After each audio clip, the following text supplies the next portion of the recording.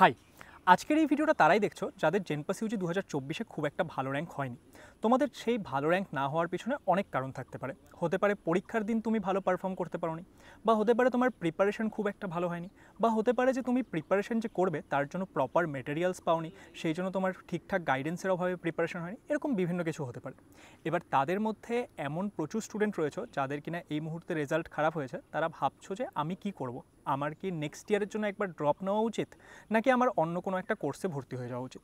দেখো, এখানে আমি দুটো কথা সবার প্রথমে ক্লিয়ার করে দিতে চাই যে তোমরা এখন দুই রকমের স্টুডেন্ট হবে। যাদের ওয়ান অ্যান্ড অনলি টার্গেট হচ্ছে যে আমি বিএসসি নার্সিং বা বিএসসি প্যারামেডিক্যালেই যেতে চাই, আর আরেকটা স্টুডেন্ট হবে যে যারা কিনা জেনপাস ইউজিটাকে একটা অপশন হিসেবে দিয়েছিলে, তোমাদের আরও বিভিন্ন অপশনও খোলা আছে, এমন হার্ড অ্যান্ড ফাইনাল কিছু নেই যে তোমাকে জেনপাস ইউজির মাধ্যমে কোর্সে ভর্তি হতে হবে।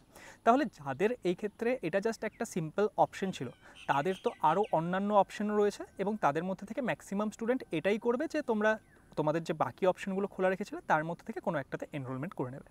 কিন্তু চাপ হচ্ছে তাদের যাদের কিনা ওয়ান অ্যান্ড অনলি টার্গেট ছিল জেনপাস ইউজি, যে আমি এটাই করব, এটা ছাড়া অন্য কোনো কিছু করব না, যে এটাই আমার ড্রিম। এবার এখানে যাদের শুধুমাত্র এটাই ড্রিম, তাদেরকে এটাও বুঝতে হবে যে তোমাকে ভাবতে হবে যে তোমার কাছে কতখানি টাইম আছে, তুমি সত্যিই কি এটা করতে চাও। হতে পারে এখন তোমার মনে হচ্ছে যে তুমি এটা করতে চাও, কিন্তু অ্যাকচুয়ালি অতটাও ইচ্ছে নেই। তো এই সমস্ত বিষয় ভেবে নিয়ে তারপর তোমাকে ডিসিশনে আসতে হবে যে তুমি কি করবে না করবে। এবার যারা ভাবছো ড্রপ নেওয়ার কথা, একটু ড্রপ নেওয়ার বিষয় সম্পর্কে বলি। দেখো, তুমি যদি 1 বছর ড্রপ নিচ্ছ, এবার হতে পারে কেউ হয়তো অলরেডি ড্রপ নিয়েছিলে, এটা সেকেন্ড ড্রপ হতে চলেছে, বা হতে পারে যে তোমরা এই বছরই 12 দিয়েছো অ্যান্ড ফার্স্ট টাইমের জন্য জেনপাস ইউজি এক্সাম দিয়েছিলে, বা অনেকে হয়তো এক্সাম মিসও করেছিলে, যে এই বছর দেওয়া হয়নি সেই জন্য নেক্সট ইয়ার দিতে চাচ্ছি। তো এখানে যারা ড্রপ নিতে চাচ্ছ, ড্রপ নেওয়া কিন্তু একটা ইজি কাজ নয়। ওকে, এবার ড্রপ নিলে তোমার অনেক অ্যাডভান্টেজ থাকবে, যেরকম সেরকম অনেক ডিসঅ্যাডভান্টেজও থাকবে।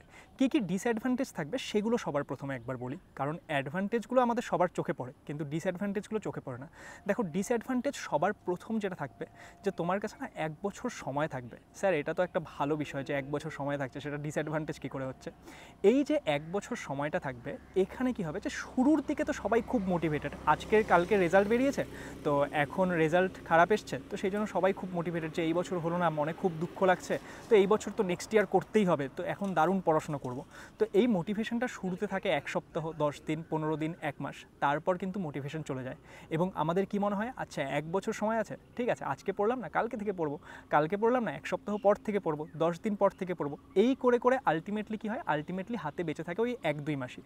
তো সেই জন্য তোমরা যারা যারা ড্রপ নেবে ভাবছো, তাদেরকে কিন্তু প্রথম থেকে কনসিস্টেন্ট থাকতে হবে, আদারওয়াইজ কিন্তু ড্রপ নেওয়ার কোনো ফায়দা তোমরা পাবে না। নেক্সট হচ্ছে ড্রপ নেওয়ার আরও একটা ডিসঅ্যাডভান্টেজ। সেটা হচ্ছে যে তোমার না সবসময় একটা কি বলবো, একটা নিজেকে ছোট ছোট মনে হবে, যে আমার বন্ধুরা এই জায়গায় পৌঁছে গেছে, আমার বন্ধুরা ওই জায়গায় পৌঁছে গেছে, এরা এই কলেজের ছবি পোস্ট করছে, এরা এই কলেজে ফেস্টের ভিডিও আপলোড করছে, আর আমি বাড়িতে বসে আছি। তো এই ক্ষেত্রে অনেকের ওই ইনফিরিয়রিটি কমপ্লেক্স মনে হয়, যে আমি কি নিজেকে এরকম ছোটো ছোটো একটা মনে হচ্ছে। তো এই বিষয়গুলো, এগুলো যাতে তোমাকে হ্যাম্পার না করতে পারে, সেই বিষয়গুলো তোমাকে খেয়াল রাখতে হবে। যে তোমাকে কি বলবো, যে এই সমস্ত কিছুকে বেশি গায়ে মাখালে হবে না, তাহলে পরে কিন্তু কোনো কিছু করা যাবে না। বরঞ্চ তুমি যদি দেখছো কোনো একটা বন্ধু একটা ভালো মেডিকেল কলেজে গিয়ে একটা ভালো ফটো পোস্ট করছে, একটা ফেস্টের ভিডিও আপলোড করছে, তোমাকে সেটা একটা মোটিভেশন হিসেবে নিতে হবে, যে নেক্সট ইয়ার আমিও যাব, আমিও করব। তো এই সমস্ত বিভিন্ন ডিসঅ্যাডভান্টেজগুলো তো থাকেই, তার সাথে কিছু অ্যাডভান্টেজ কী থাকে, যে এগেন তোমার কাছে 1 বছর সময় থাকছে। এবার দেখো, এটা এবার অ্যাডভান্টেজ হিসেবে কীভাবে ইউজ করবে। তুমি যদি এই 1 বছর সময়টাকে কনসিস্টেন্টলি রোজ কাজে লাগাও, তাহলে ভাবো তোমার প্রিপারেশনের জন্য 1 বছর টাইম, সেটা তোমার জন্য অনেক বেশি হেল্পফুল। হ্যাঁ, এখন আমি যেই মোমেন্টে বসে ভিডিও বানাচ্ছি, যে এখন আগস্ট মাসের মোটামুটি 10 তারিখ মতো চলছে, তো এখন হয়তো আমাদের পুরোপুরি 1 বছর নেই, কিন্তু 1 বছরের কাছাকাছি সময় বাকি। তো সেই টাইমটাকে যদি তুমি প্রপারলি ইউজ করো, তাহলে কিন্তু অনেকটা সময় তোমার কাছে রয়েছে। নেক্সট কী অ্যাডভান্টেজ হতে পারে, যে লাস্ট ইয়ার তুমি যখন এক্সাম দিয়েছিলে, হয়তো তুমি প্রপার রিসোর্সেস তোমার কাছে ছিল না, হয়তো তুমি এক্সামের জাস্ট কয়েকদিন আগে এসে কিছু রিসোর্সেস সম্পর্কে জানতে পেরেছিলে। তো সেই ক্ষেত্রে এই বছর তোমার কাছে নলেজ রয়েছে যে কোথা থেকে আমাকে পড়তে হবে, কোথায় আমি প্রপার রিসোর্সেস পাবো। তাহলে সেগুলো যদি তুমি বছরের শুরু থেকে ইউজ করো, তাহলে কিন্তু সেই ক্ষেত্রে তোমার প্রিপারেশনে অনেক বেশি গাইডেন্স পেতে চলেছো।